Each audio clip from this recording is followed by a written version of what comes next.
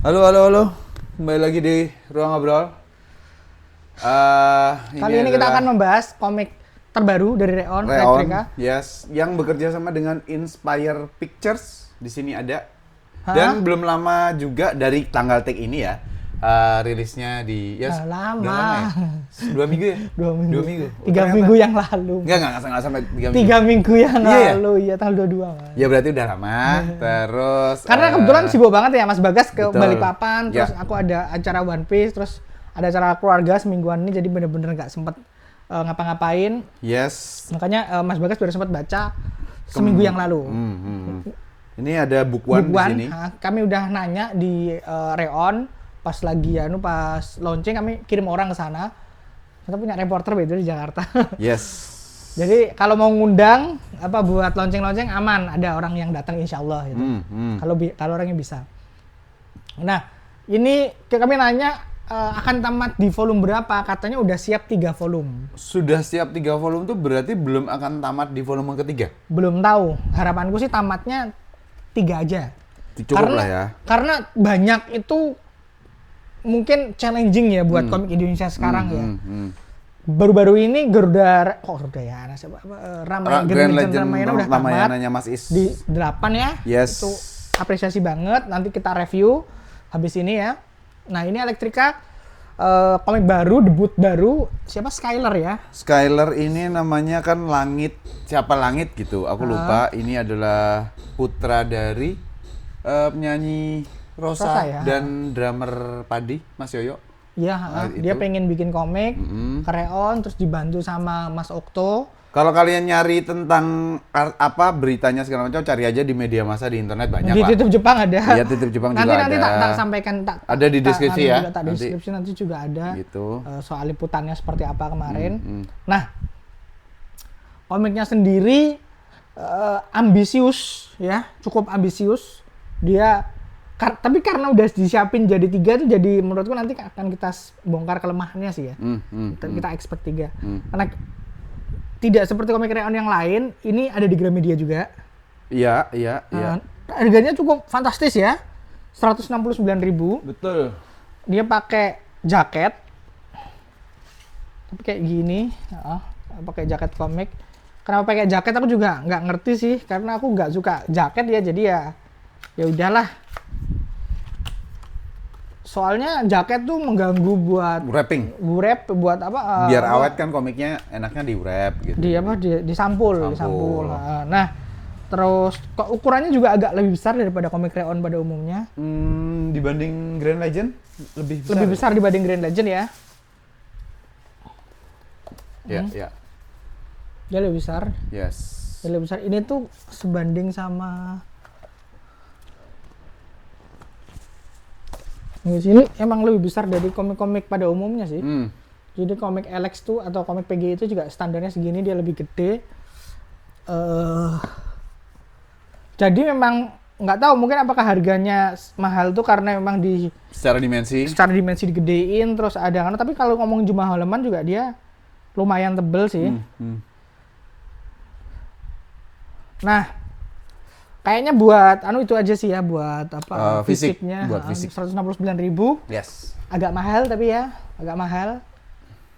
Tapi ya semoga oke lah buat teman-teman yang lain ya. Yes. Nah, kita masuk nih ke komiknya sendiri gitu. Nah, buat aku yang udah ngebaca ini, Skyler nih kan masih sangat muda ya. Bukan ambisi.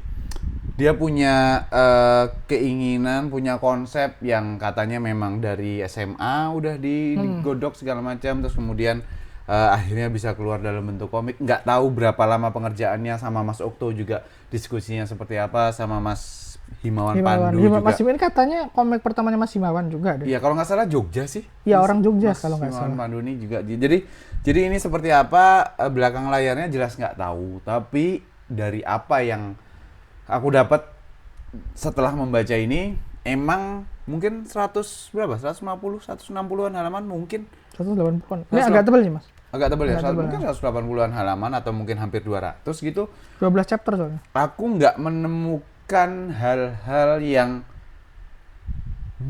saling berkait dan menarik. Mungkin bahasaku itu. Artinya judulnya kalau kita googling, kalau kita browsing, kita akan nemu arti dari Elektrika itu apa. Terus kemudian karakter utamanya Alex itu seperti apa, mau kemana, gimananya juga ratusan halaman tidak menjelaskan apa-apa. Terus kemudian ada karakter Rui, cowok, teman sekolahnya Alex, yang juga at some point jadi kayak karakter utama, gitu. Jadi, karena sudut pandang ceritanya dari dia. iya, betul. Jadi, aku nggak ngerti, nggak ada babak di mana openingnya seperti apa, terus kemudian ada klimaksnya apa, terus kemudian resolusinya seperti apa. Nggak ngerti apakah itu nanti akan dijabarkan lewat 3 komik itu atau gimana. Tapi yang jelas, pada saat aku membaca Elektrika ini, kayak ini sebuah kejadian dan keseharian aja. Udah, nggak ada lore, nggak ada mitologi konsep yang terbangun soal ternyata manusia supernya nggak cuma satu. Ada sih di akhir bahwa ini akan jadi rival mungkin. Tapi kita kan bukan harusnya ya, tapi sebaiknya menurutku tuh kayak aku kayak bacanya tuh kayak ngehook, nyantol kalau misalnya ternyata Alex nih lebih dikasih penjelasan tentang Alex, di mana kita pembaca tuh kayak gini, dulunya gini. Loh, berarti jangan-jangan dulu enggak, itu nggak ada di situ.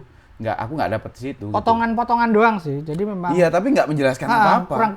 Kurang apa ya? Jadi lebih karena gini, aku ngerasanya karena memang ambisius. Jadi dia memasukkan banyak sekali elemen yang seharusnya bisa disebar di 3 volume, tapi dimampatkan di volume pertama semua, yaitu slice of life-nya, terus flashback-nya itu terlalu banyak. Yang mana kita butuhnya untuk volume pertama itu adalah cakotannya. Nah, aku jadi keinget, Riz, kalau nggak salah tuh untuk ini kita spesifik komik ya, meskipun bisa dipakai di penceritaan lain, mau novel, mau film. Kita mau plot driven atau karakter driven, iya kan? Nah, secara plot tidak ada kejadian yang menggulingkan cerita di sini. Kecuali di terakhir akhir itu kan. Tapi secara karakter juga Alex tidak dikasih. Lebih ke Rui yang dikasih. Iya, gitu. Jadi kayak karena isu yang diangkat kan ada banyak, terlalu banyak isu yang ingin diangkat. Pertama PTSD. Kedua diskriminasi negara. Bahwa ada negara yang ini, ada ini. Bahwa penggunaan bahasa asing di komik ini yang at some point agak capek bacanya. Karena harus baca 2 kan. Maksudnya sih kita paham. Dan itu kan konsep ya. Itu konsep. Perkara eksekusi bagus atau enggak itu nanti dulu. Tapi secara konsep aku paham maksudnya. Pertama itu. Kedua bahwa penguasaan kekuatan itu ternyata sulit. Ketiga bahwa penyembuhan PTSD itu adalah dari teman-temannya yang baru ini. Masalahnya Rui itu kita malah lebih invest ke Rui dibanding ke Alex. Iya. Itu masalahnya. Itu permasalahan. Dan kekuatannya si Alex juga kita nggak dikasih ini tuh kita apa benar sih? sama origin kekuatannya apa nggak, aku ngerti ini disimpan di volume 2 karena ada musuh baru yang punya kekuatan juga, jadi itu pasti penjelasannya akan ada di sana. Tapi kan dia dipindahkan juga apa sama-sama kita diberikan kalau dia tuh karena lost control terus dipindah. Tapi informasinya nggak terjabarkan dengan baik. Ya. Nah, seperti yang dari awal aku bilang dan kita paparkan juga teman-teman bahwa Skylar ini memang masih muda. Artinya sebenarnya membuat cerita seperti ini dan tereksekusi dan terterbitkan itu juga bukan hal yang mudah. Sebenarnya gitu. Jadi dengan usianya Skylar, dengan pengalaman debutnya dia untuk bikin Elektrika ini, sebenarnya ini menjadi komik yang sebenarnya udah layak baca. Layak baca gitu. Cuman karena pengalaman kami baca komik, ngobrolin komik, nge-review komik ini itu dan bukan hanya Circle ya. Kami tuh ketemu sama komikus-komikus yang emang udah jauh lebih matang. Ini tuh jadi kayak entry level sekali. Kerasanya adalah di tahun 2010, nggak tahu usia kalian berapa, tapi tahun 2010 Koloni itu mulai digenjot sama Mas Gupta Mahendra. ya kebanyakan tuh Modelnya seperti ini, seperti ya. ini. Tapi komikus-komikus yang tahun 2010 mengerjakan kayak gini di sekarang udah gila-gilaan karyanya. Nah, harapannya adalah kalau Skylar konsisten dan fokus untuk menelurkan karya-karya, 5 tahun ke depan akan ada karya yang luar biasa sih gitu. Buatku karena ini juga debutnya Himawan Pandu ya. Gambar Himawan Pandu juga masih berasa raw-nya. Tapi yang bisa kupuji dari gambar itu adalah ekspresi muka. Ya, itu main banget sih. Main banget. Ekspresi mukanya bagus-bagus. Ya. Walaupun untuk adegan-adegan aksinya masih terasa sangat biasa ya. Bukan jelek ya, masih biasa. Betul. Tapi masalahnya gini. Ini komik kan isu utamanya PTSD ya. Salah satu isu utamanya PTSD. Jadi mungkin pemilihan Himawan itu adalah ketika dia bisa menggambarkan emosi lewat raut muka komiknya. Iya.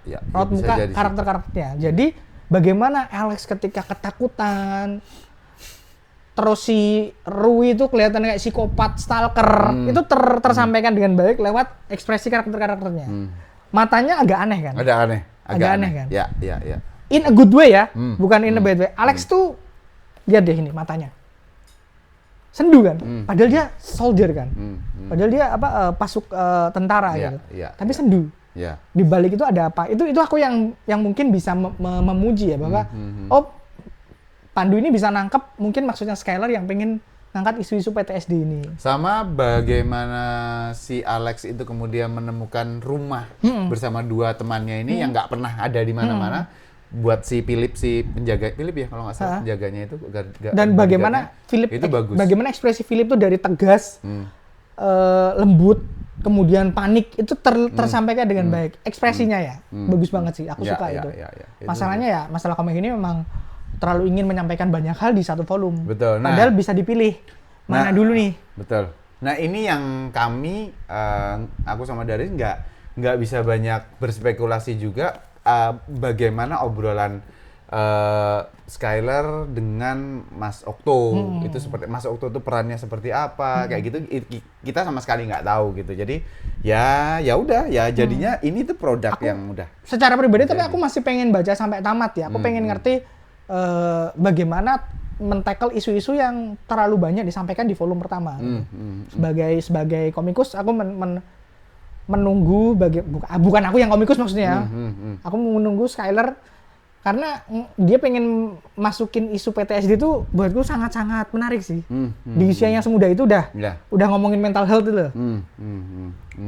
Iya sih. Jadi, tapi shonennya kerasa. Karena kerasa. Dia memang masih muda kan. Masih muda. Cuman ya itu tadi ini komik yang layak baca, tapi buat aku pribadi aku nggak bisa punya pujian berlebih atau kritikan berlebih karena aku paham betul bahwa ini emang entry level untuk Skylar dan bagi pembaca yang entry level mungkin udah oke. Mungkin udah oke. Buat teman-teman yang gitu. Baca entry level baru baca komik mungkin ini udah oke. Kalau udah untuk teman-teman yang udah veteran baca komik udah makin banyak baca komik, kita bisa berharap yang mungkin lebih ya. Karena layering-nya udah banyak.